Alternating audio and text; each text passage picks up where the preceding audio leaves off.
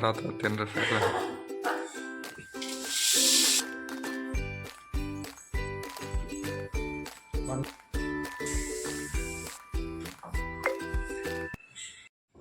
Hi hello friends, ನಮಸ್ಕಾರ ಎಲ್ಲರೂ ಹೆಂಗದಿರಿ? ಆರಾಮದಿರೇನ? ನಾವು ಆರಾಮದೀವಿ ನೋಡ್ರಿ. ನೀವು ಎಲ್ಲರೂ ಆರಾಮದಿರಿ ಅಂತೇಳಿ ಭಾವಿಸ್ತಾ ಇವತ್ತಿನ ಲಾಗ್ನ ಸ್ಟಾರ್ಟ್ ಮಾಡೋಣ ಬರ್ರಿ. ಇವತ್ತು ರವಿವಾರ ಬೆಳಗ್ಗೆ 7 ಗಂಟೆ ಆಗೈತ್ರಿ ಟೈಮ್. ನಾಷ್ಟಕ್ಕೆ ರೆಡಿ ಮಾಡ್ಕೊಳಕತ್ತಿದ್ದೀನಿ ರೀ. ನಮ್ಮ ಮನೆಯವರು ಊರು ಹೋಗೋರದಾರು, ಹಿಂಗಾಗಿ ಜಲ್ದಿ ನಾಷ್ಟಕ್ಕೆ ರೆಡಿ ಮಾಡ್ಕೋಬೇಕಂತ ಅಂದ್ರೆ ಮಾಡಿಕೊಡ್ಬೇಕಂತೇಳಿ ರೆಡಿ ಮಾಡ್ಕೊಳಕತ್ತಿದ್ದೀನಿ ರೀ. ಇವತ್ತು ಗೋಧಿ ಹಿಟ್ಟಿನ ಪುರಿ ಮತ್ತು ಬಟಾಟಿ ಮತ್ತು ಕಡ್ಲಿಕಾಳು ಹಾಕಿಬಿಟ್ಟು ಪಲ್ಯ ಮಾಡ್ಕೊತೀನಿ. ಫಸ್ಟ್ ಟೈಮ ಟ್ರೈ ಮಾಡಕತ್ತಿದ್ದೆ ರೀ. ಭಾಳ ಮಸ್ತ್ ಆಗಿತ್ತು ಮತ್ತು ಟೇಸ್ಟ್ ಅಂತೂ.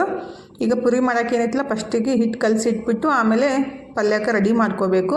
ಈ ಕಡೆ ಒಂದು ಕಡೆ ಏನೈತಲ್ರಿ, ಕಡ್ಲಿಕಾಳನ್ನು ಕುದ್ಸಾಕೆ ಇಟ್ಟಿದ್ದೀನಿ. ಪುರಿ ಹಿಟ್ಟು ಕಲಸಿಟ್ಬಿಟ್ಟು ಬಟಾಟಿ ಮತ್ತು ಉಳ್ಳಾಗಡ್ಡಿ ಎಲ್ಲ ಕಟ್ ಮಾಡ್ಕೋಬೇಕಲ್ರಿ. ಟೊಮೆಟೊ ಹಾಕಿದ್ರೆ ಈ ರೀತಿ ಗ್ರೇವಿ ಮಾಡಿದ್ದು ಭಾಳ ಮಸ್ತ್ ಆಗಿತ್ತು ರೀ. ನಾನು ಗೋಧಿ ಹಿಟ್ಟಿನ ಪುರಿ ಮಾಡ್ಕೊಳಕತ್ತಿದ್ದೀನಿ ರೀ.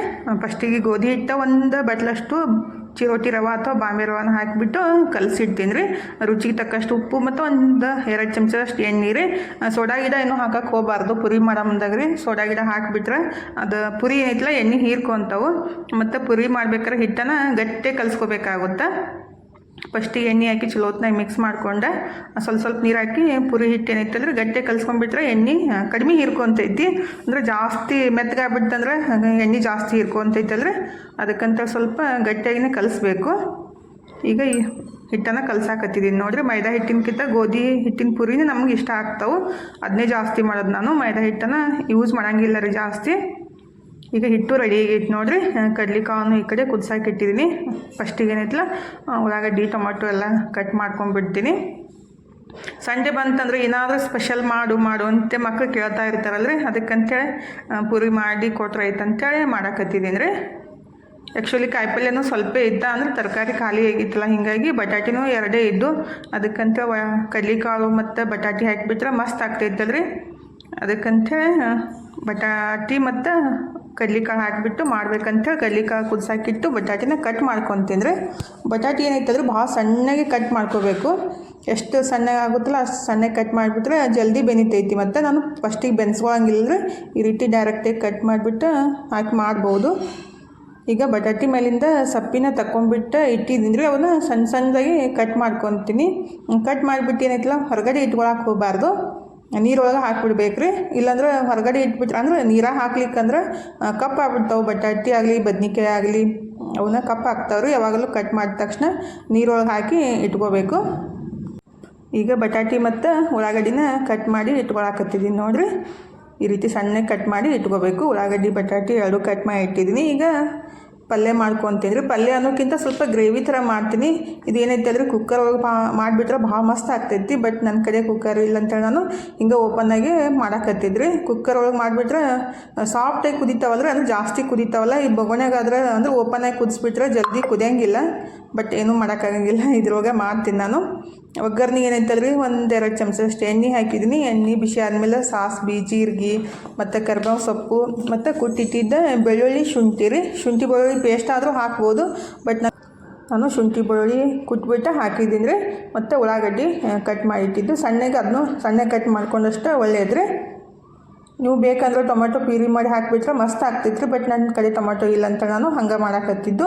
ನೀವು ಟೊಮೆಟೊ ಇದ್ದುಬಿಟ್ರೆ ಈ ಟೈಮ್ದಾಗ ಅಂದ್ರೆ ಉಳ್ಳಾಗಡ್ಡಿ ಚಲೋ ಹೊತ್ನಾಗ ಹುರ್ಕೊಂಡ್ಮೇಲೆ ಟೊಮೆಟೊ ಪ್ಯೂರಿ ಹಾಕಬೇಕ್ರಿ, ಭಾಳ ಮಸ್ತ್ ಆಗ್ತೈತಿ. ಈಗ ಉಳ್ಳಾಗಡ್ಡಿ ಹಾಕಿದ್ದೀನಿ ಮತ್ತು ರುಚಿಗೆ ತಕ್ಕಷ್ಟು ಉಪ್ಪು ಹಾಕಿ ಉಳ್ಳಾಗಡ್ಡಿ ಸ್ವಲ್ಪ ಹುರ್ಕೋಬೇಕ್ರಿ. ಅಂದರೆ ಮೆತ್ತಗೆ ಆಗಬೇಕು ಉಳ್ಳಾಗಡ್ಡಿ ಎಲ್ಲ ಚಲೋ ಹೊತ್ನಾಗೆ ಹುರ್ಕೊಂಡ್ಬಿಟ್ಟು, ಅಂದರೆ ಉಳ್ಳಾಗಡ್ಡಿ ಎಲ್ಲ ಮೆತ್ತಗಾದ್ಮೇಲೆ ಕಟ್ ಮಾಡಿ ಇಟ್ಟಿದ್ದೀವಲ್ರಿ ಬಟಾಟಿ, ಅವನ್ನ ನೀರು ತೆಗೆದುಬಿಟ್ಟು ಹಾಕಬೇಕು.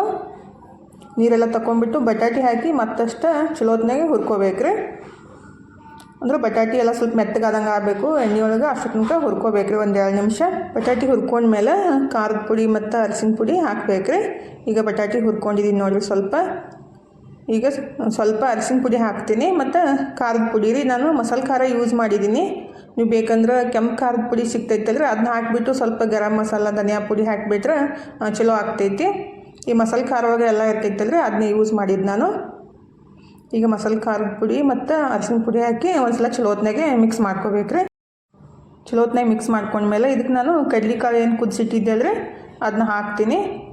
ಸ್ವಲ್ಪ ಮೆತ್ತಗೆ ಕುದಿಸ್ಕೋಬೇಕ್ರಿ ಕಡ್ಲಿಕಾಳು. ಇಲ್ಲಾಂದ್ರೆ ನಿಮ್ಗೆ ಕಡ್ಲಿಕಾಳು ಹಾಕೋಕೆ ಇಷ್ಟ ಇಲ್ಲಂದ್ರೆ ಹಂಗೂ ಮಾಡ್ಕೋಬೋದು. ಇದು ಆಪ್ಷನಲ್ ರೀ, ಬೇಕಂದ್ರೆ ಹಾಕ್ಬೋದು. ನಾನು ಸ್ವಲ್ಪ ಕ್ವಾಂಟಿಟಿ ಒಳಗೆ ಆಗ್ತೈತೆ ಅಂತ ಸ್ವಲ್ಪ ಕಡ್ಲಿಕಾಳು ಕುದಿಸಿ ಹಾಕಿದ್ದೀನಿ.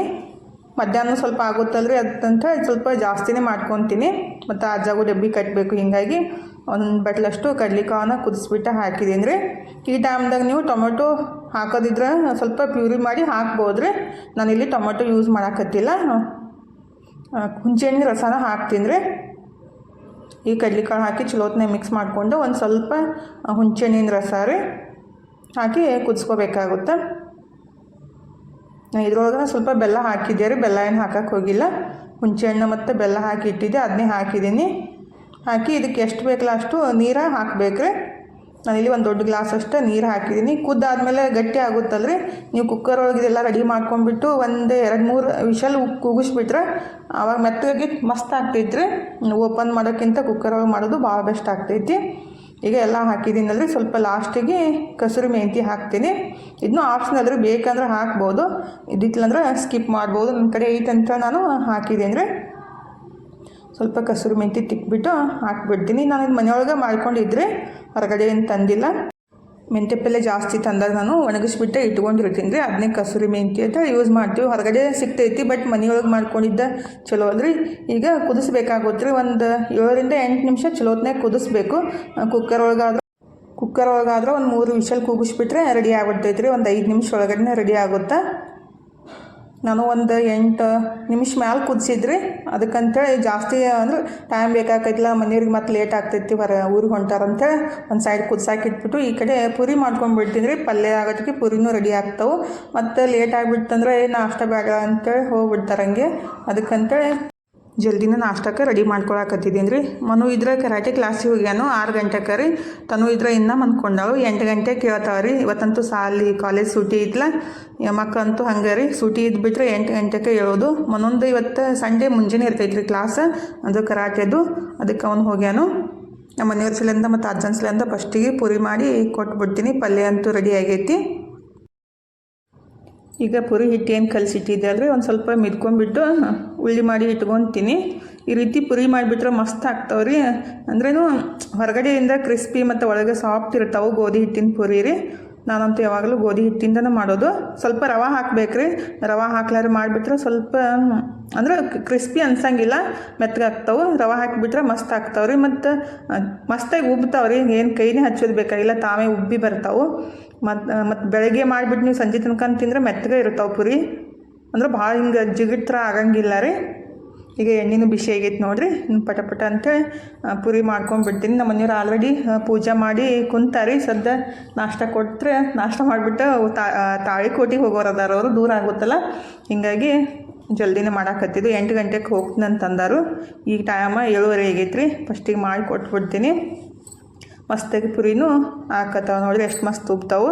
ಮತ್ತು ಪುರಿ ಕರ ಮುಂದಾಗ ಅಂದ್ರೆ ಫ್ರೈ ಮಾಡೋ ಮುಂದಾಗ ಸ್ವಲ್ಪ ಕೆಂಪಾಗಿ ಫ್ರೈ ಮಾಡ್ಕೊತೀನಿ ನಾನು. ಒಬ್ಬೊಬ್ಬರು ಬೆಳ್ಳಗಾಗಿ ಇಟ್ಕೊತಾರಲ್ರಿ, ಅಂದರೆ ಜಾಸ್ತಿ ಕೆಂಪು ಮಾಡ್ಕೊಳಂಗಿಲ್ಲ. ಬಟ್ ನಮ್ಮ ಮನೆಯೊಳಗೆ ಇದೇ ರೀತಿ ಕೆಂಪಾಗೆ ಫ್ರೈ ಮಾಡ್ಕೊಂಡ್ರೆ ಕರೆದ್ರೆ ಇಷ್ಟ ಆಗ್ತಾವೆ.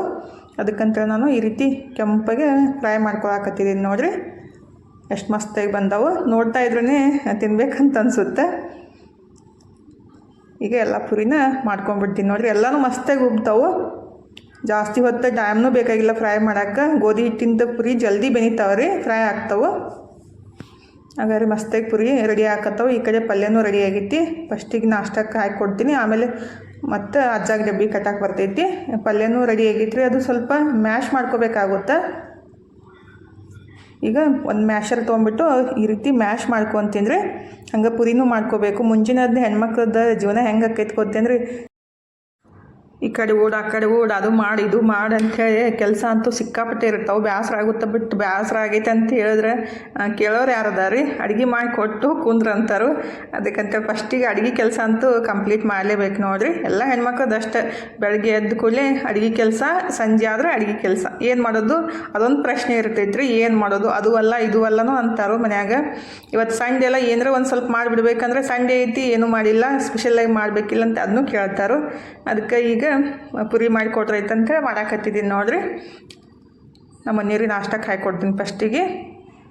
ಅದೇನು ಕಡ್ಲೆಕಾಳು ಮತ್ತು ಬಟಾಣಿ ಹಾಕಿ ಪಲ್ಯ ಮಾಡಿಟ್ಟಿದ್ದೆ ಅಂದರೆ ಸ್ವಲ್ಪ ಮ್ಯಾಶ್ ಮಾಡ್ಕೊಂಡೆ. ಅದು ಮ್ಯಾಶ್ ಮಾಡ್ಕೊಂಡ್ಬಿಟ್ರೆ ಮಸ್ತ್ ಆಗ್ತೈತ್ರಿ. ಮಸ್ತಾಗಿ ರೆಡಿ ಆಗ್ಯಾವ ನೋಡಿರಿ. ಪುರಿ ಮತ್ತು ಬಟಾಟಿ ಕಡ್ಲೆಕಾಳು ಹಾಕಿ ಮಾಡಿದ್ದ ಪಲ್ಯ ಭಾಳ ಮಸ್ತ್ ಆಗಿತ್ತು ರೀ. ನಮ್ಮ ಮನೆಯವರಿಗಂತೂ ಭಾಳ ಸಿಂಪಲ್ಲಾಗಿ ಮಾಡಿದ ಖರೆ ಮಸ್ತ್ ಆಗಿತ್ತು ಅಂತ ಹತ್ತಿದ್ರು. ಈ ಕಡೆ ಅಜ್ಜಾಗೂ ಪುರಿ ರೆಡಿ ಮಾಡಿದ್ದೀನಿ ರೀ. ಡಬ್ಬಿಗೆ ಅಷ್ಟು ಹಾಕಿ ಕೊಟ್ಬಿಡ್ತೀನಿ. ಆಮೇಲೆ ಜಳಕ ಮಾಡಿದ್ಮೇಲೆ ಮತ್ತಷ್ಟು ಪುರಿ ಮಾಡ್ಕೊತೀನಿ. ಇನ್ನು ಮನು ಬರೋದು ಲೇಟ್ ಆಗುತ್ತೆ. ತನು ಇದ್ರೆ ಇನ್ನೂ ಎದ್ದಿಲ್ಲ ರೀ. ಅದಕ್ಕೆ ಮತ್ತೆ ಮಾಡಿಬಿಟ್ಟು ಸುಮ್ಮನೆ ಯಾಕೆ ಇಡೋದು, ಅವ್ರು ಎದ್ದು ಕೂಡಲೇ ಮತ್ತು ಮನು ಬಂದ ಕೂಡಲೇ ಮಾಡೋಕೆ ಬರ್ತೈತಿ 8:30 ಮೇಲೆ ಅಂಥೇಳಿ ಹಿಟ್ಟು ಇಟ್ಟಿದ್ದೀನಿ ರೀ.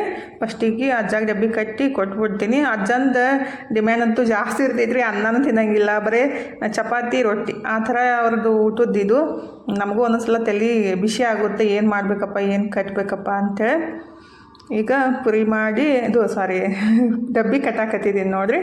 ಅವ್ರಿಗೆ ಅಷ್ಟು ಡಬ್ಬಿ ಕಟ್ಟಿಬಿಟ್ಟು ನಾನು ಜಳಕ ಮಾಡಿ ಬಂದು ಆಮೇಲೆ ಮತ್ತೆ ಮಾಡ್ತೀನಿ. ಈಗ ಡಬ್ಬಿ ರೆಡಿ ಆಗೈತಿ. ಮನೆಯವ್ರು ನಾಷ್ಟ ಮಾಡೋಟ್ಟಿಗೆ ರೆಡಿ ಮಾಡಿ ಕೊಟ್ಬಿಟ್ಟೆ ಅಂದ್ರೆ ಅವ್ರು ತೊಗೊಂಡು ಹೋಗ್ತಾರೆ. ಮತ್ತು ಇನ್ನೂ ಆಗಿಲ್ಲ ಅಂತಾರು.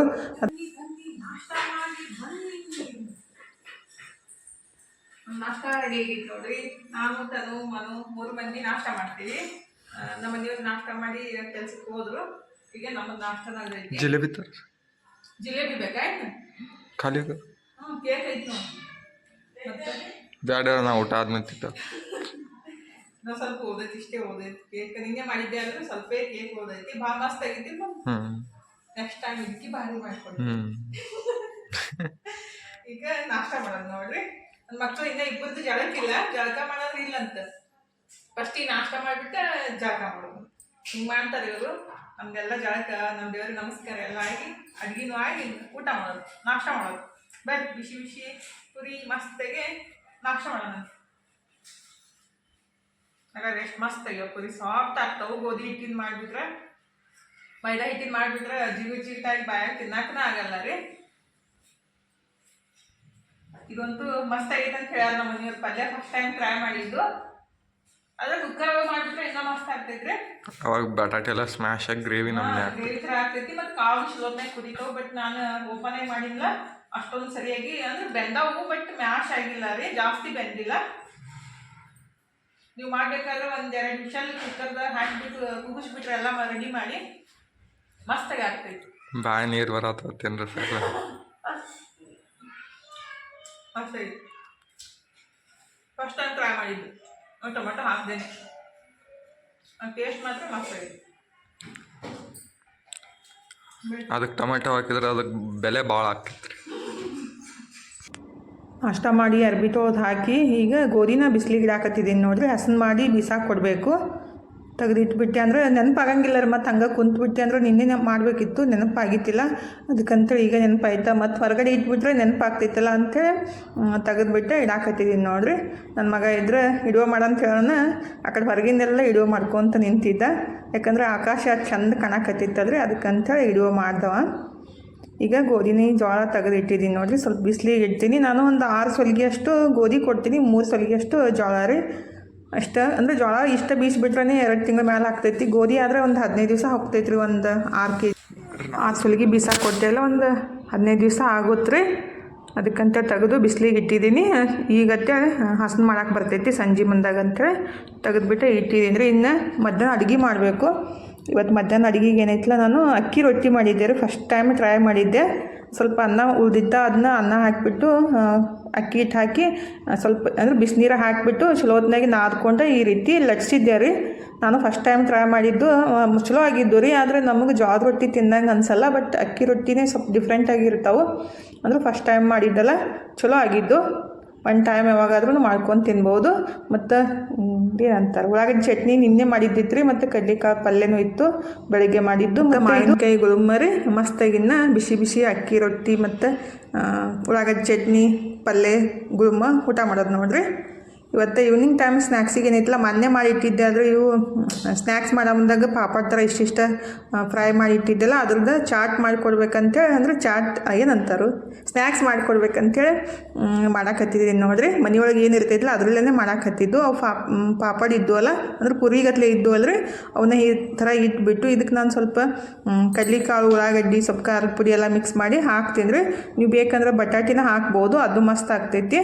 ಬಟ್ ಬಟಾಟಿ ಖಾಲಿ ಆಗಿದ್ದು ಅಂತೇಳಿ ನಾನು ಕಡ್ಲಿಕಾಳು ಮತ್ತು ಉಳ್ಳಾಗಡ್ಡಿ, ಸ್ವಲ್ಪ ನಿಂಬೆಹಣ್ಣಿನ ರಸ, ಉಪ್ಪು, ಖಾರ ಎಲ್ಲ ಹಾಕಿಬಿಟ್ಟು ಪಾಪಡ್ ಮೇಲೆ ಹಿಂಗೆ ಹಾಕಿದ್ದೀನಿ ರೀ. ಮೊಸರು ಬೇಕಂದ್ರೆ ಮೊಸರು ಹಾಕ್ಬೋದು, ಅಂದ್ರೆ ಏನಂತಾರೆ ಮಸಾಲ ಪಾಪಡ್ ಥರ ಮಾಡ್ಕೋಬೋದು ರೀ. ನಾನೇನಿಲ್ಲ ಕಡ್ಲಿಕಾಳು ಮತ್ತು ಉಳ್ಳಾಗಡ್ಡಿ ಎಲ್ಲ ಹಾಕಿಬಿಟ್ಟು ಸ್ವಲ್ಪ ಮ್ಯಾಲೆ ಸ್ವೀಟ್ ಚಟ್ನಿ ಹಾಕಿದ್ದೀನಿ. ಸ್ವೀಟ್ ಚಟ್ನಿ ಹಾಕಿ ನಾ ಟೊಮೆಟೊ, ಕೊತ್ತಂಬರಿ ಎಲ್ಲ ಹಾಕಿಬಿಟ್ರೆ ಇನ್ನೂ ಮಸ್ತ್ ಆಗ್ತೈತ್ರಿ. ಬಟ್ ನಾನು ಸಿಂಪಲ್ಲಾಗಿ ಮಾಡ್ಕೊಂಡಿದ್ದು. ಈಗ ಅದು ಸೇವು ಸಿಗ್ತಾವಲ್ರಿ, ಅವನ್ನ ಹಾಕಾಕತ್ತಿದ್ದೀನಿ. ಮಸ್ತ್ ಆಗಿತ್ತು ರೀ, ಮತ್ತು ಟೇಸ್ಟ್ ಅಂತೂ ಭಾರಿ ಆಗಿತ್ತು. ಈವ್ನಿಂಗ್ ಟೈಮ್ ಸ್ನ್ಯಾಕ್ಸಿಗೆ ಈ ರೀತಿ ಮಾಡಿಕೊಟ್ಟಿದ್ದೆ. ಇನ್ನು ಮಸ್ತಾಗಿ ಸ್ನ್ಯಾಕ್ಸ್ ರೆಡಿ ಆಗಿತ್ತು ನೋಡಿರಿ. ಏನಾದರೂ ಒಂದು ಮಾಡ್ತಾ ಇರೋದು, ಮತ್ತು ಏನು ತಿನ್ನಕ್ಕೆ ಏನಾರು ಬೇಕಾಗ್ತೈತಲ್ರಿ. ಮಕ್ಕಳಿಗಂತೂ ಚಂತನ ಏನಾದರೂ ತಿನ್ಬೇಕನ್ನ ಅನಿಸ್ತೈತಿಲ್ಲ, ಸ್ಕೂಲ್ ಇರಲಾರ್ದಾಗ ಈ ರೀತಿ ಮಾಡಿಕೊಟ್ರೆ ಇಷ್ಟ ಆಗ್ತೈತಿ. ಈಗ ಆಲ್ರೆಡಿ ನಮ್ಮ ಮನು ಅಂತೂ ವಿಡಿಯೋ ಮಾಡೋಕ್ಕೆ ಸ್ಟಾರ್ಟ್ ಮಾಡಿದ್ರಾಯ್ತು, ಎದ್ದು ಹೋಗ್ಬಿಡ್ತಾನು. ನಮ್ಮ ಮನೆಯವರು ಬಂದಿದ್ದರು, ಎಲ್ಲರೂ ಕುಂತ್ಬಿಟ್ಟು ಸ್ನ್ಯಾಕ್ಸ ತಿನ್ನಾಕತ್ತೀವಿ ನೋಡಿರಿ. ನಮ್ಮ ಮನೆಯವರಂತೂ ತಿನ್ನಂತಂದ್ರೆ ಒಲ್ ಅಂತಾರು. ನಮ್ಮ ತನ್ನೊಂದು ಅಂದರೆ ಆ್ಯಕ್ಷನ್ ಮಾಡಿ ತೋರ್ಸಾಕತ್ತಿದ್ರು, ಅದನ್ನೇ ನಗಾಕತ್ತಿದ್ವಿ. ಮಸ್ತಾಗೈತೆ ಅಂತಂದ್ರು ಅವರು. ಟೇಸ್ಟ್ ಆಗಿತ್ತು ರೀ, ನನಗೂ ಟೇಸ್ಟ್ ಹತ್ತು. ಇದಕ್ಕಿಂತ ಗ್ರೀನ್ ಚಟ್ನಿ, ಸ್ವಲ್ಪ ಮೊಸರು ಎಲ್ಲ ಹಾಕಿಬಿಟ್ರೆ ಇನ್ನೂ ಮಸ್ತ್ ಆಗ್ತೈತಿ. ಬಟ್ ಇಷ್ಟ ಮಾಡ್ಕೊಂಡು ತಿಂದ್ರೆ ಬೆಸ್ಟ್ ಅಲ್ರಿ. ಮತ್ತು ಆರೋಗ್ಯಕ್ಕೂ ಒಳ್ಳೆಯದು ಮನ್ಯಾಗ ಮಾಡ್ಕೊಂಡು ತಿನ್ನೋದು. ಈ ಕಡೆ ರೊಕ್ಕನೂ ಉಳಿಸ್ಬೋದು, ಮತ್ತು ಈ ಕಡೆ ನಾವು ತಿಂದಾಗೂ ಆಗಬೇಕು, ಈ ಕಡೆ ಮತ್ತು ನಮ್ಮ ಆರೋಗ್ಯಕ್ಕೂ ಒಳ್ಳೇದಿರಬೇಕು. ಆ ಥರ ತಿನ್ನೋದು ನನಗೆ ಇಷ್ಟ ಆಗ್ತೈತ್ರಿ. ಹೊರಗಡೆಯಿಂದ ಅಷ್ಟೊಂದು ತಿನ್ನೋದು ಇಷ್ಟ ಆಗಂಗಿಲ್ಲ. ಬಟ್ ರೊಕ್ಕನೂ ಖರ್ಚಾಗ್ತೈತ್ರಿ, ಮತ್ತು ಸುಮ್ಮನೆ ಏನೋ ಅಂತಾರಲ್ಲ, ರೊಕ್ಕ ಕೊಟ್ಟು ಅಂಥದ್ದು ಇಂಥದ್ದು ತಿನ್ನೋಕ್ಕಿಂತ ಇದ್ದಿದ್ರೊಳಗೆ ಮಾಡ್ಕೊಂಡು ತಿನ್ನೋದು ಬೆಸ್ಟ್ ಅಂತೇಳಿ ನನಗೆ ಅನಿಸುತ್ತೆ. ಬಟ್ ನಿಮಗೆ ಹೆಂಗೆ ಅನಿಸುತ್ತೆ ಅಂತೇಳಿ ಕಮೆಂಟ್ ಬಾಕ್ಸ್ ಒಳಗೆ ಹೇಳ್ರಿ.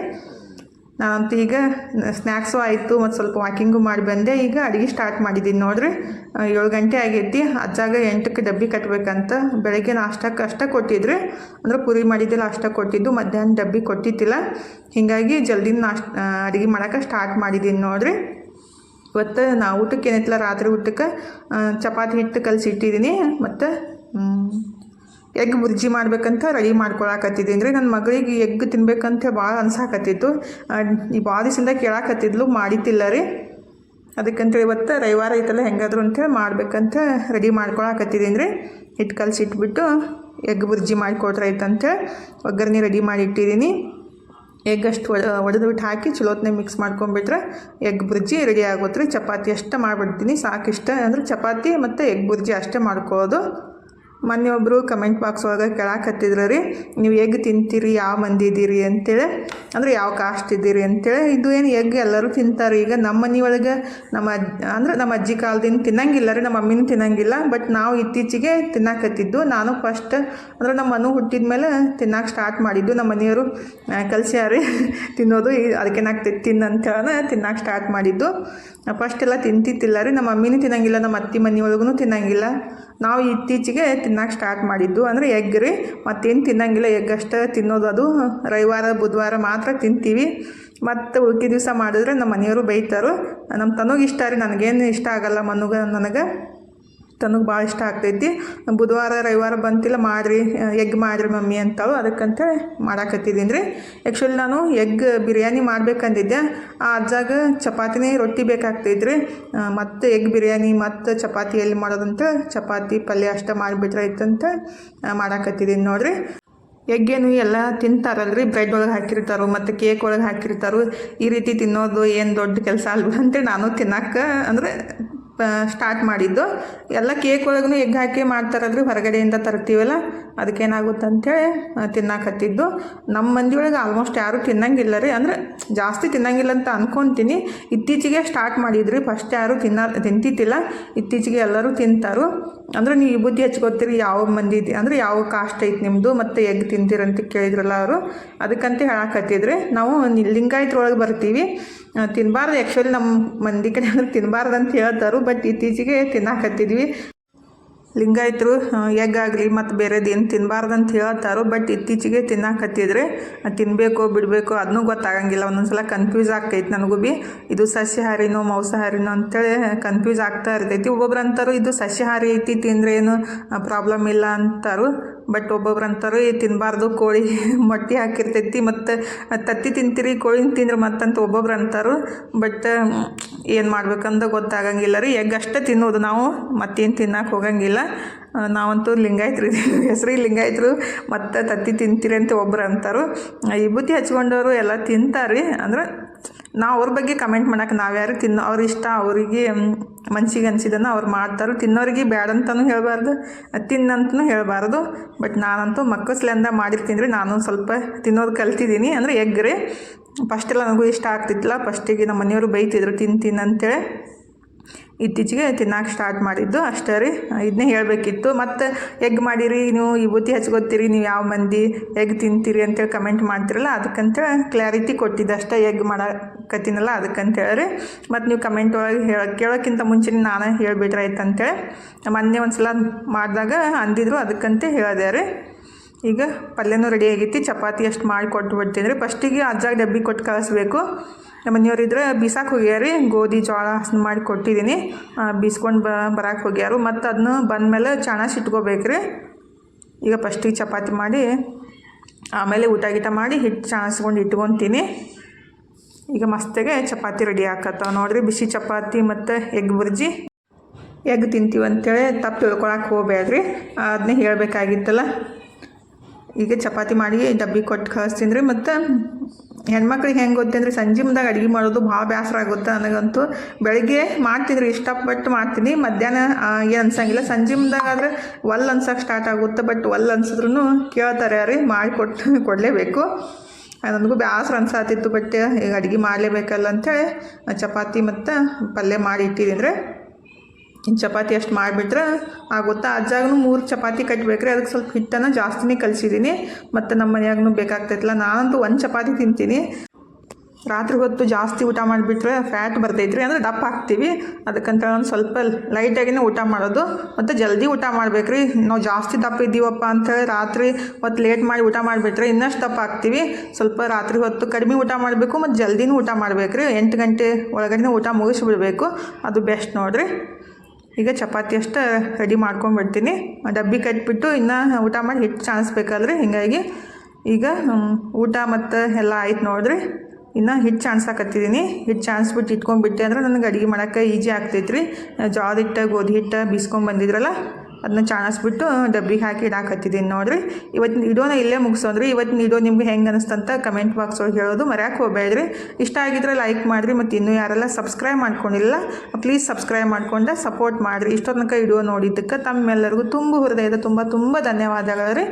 ಥ್ಯಾಂಕ್ ಯು ಫಾರ್ ವಾಚಿಂಗ್ ರೀ. ಬಾಯ್ ರೀ ಎಲ್ಲರಿಗೂ. ನಮಸ್ಕಾರ ರೀ. ಹೋಗಿ ಬರ್ತೀವಿ ರೀ.